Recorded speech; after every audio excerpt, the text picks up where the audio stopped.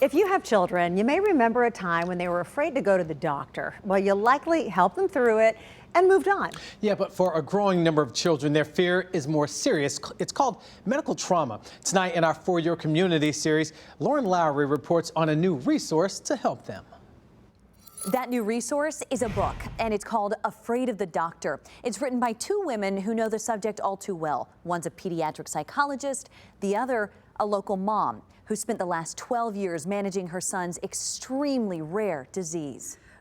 So we're just going to get up and get ready, and I'm going to access this port, and we're going to head to the hospital. For Melissa Hogan, documenting the journey of her 14-year-old son has become the norm.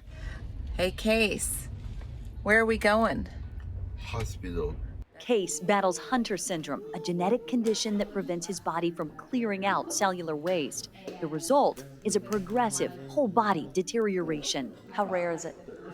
It's about maybe 2,000 children and adults in the world. Case was diagnosed with his ultra-rare disease at age 2. Since then, he's spent a lot of time in hospitals. This is dose 137.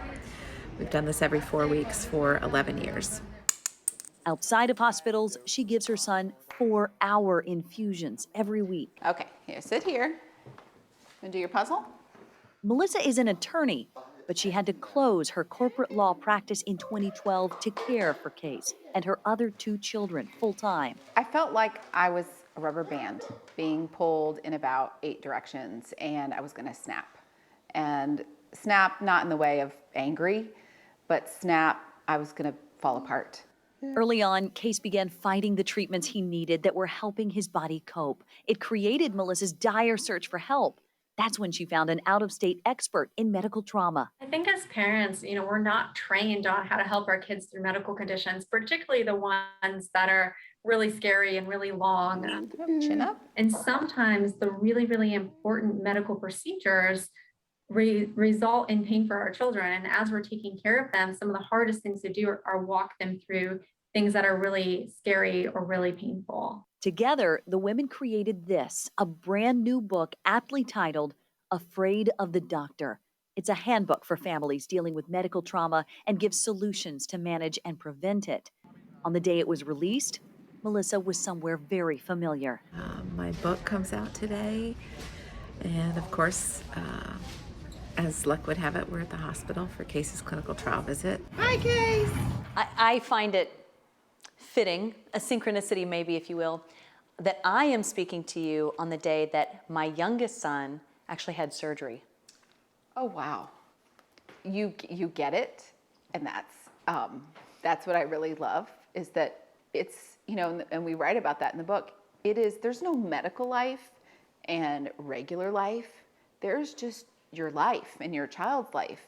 And for me, like inside, sometimes I was just dying inside. Like, I'm got the happy face, but inside I'm kicking and screaming because I'm like, I don't want to do this either. I don't want to do this. What do you hope happens with this book?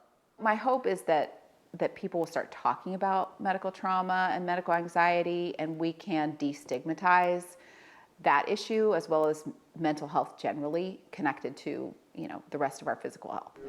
As for 14-year-old Case, the life expectancy for young men dealing with this disease is between 10 and 20 years old. The extra time they've had is a reminder there's always something to be thankful for.